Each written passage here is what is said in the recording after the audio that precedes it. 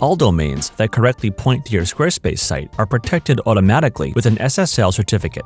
This creates a secure connection between your site and its visitors. If you have an online store, checkout is always protected with SSL. To check your domain certificate status, open the SSL panel.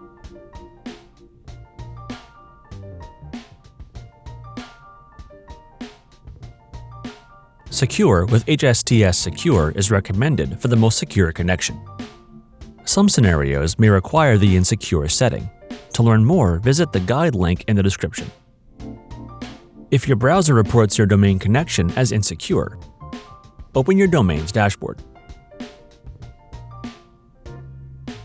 Then click the domain. If there's an issue, you'll see a warning with links to our help site.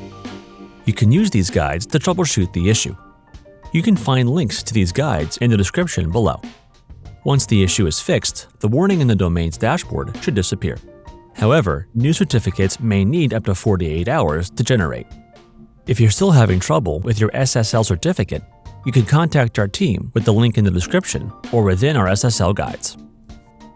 Let us know if you have any further questions. We're always here to help.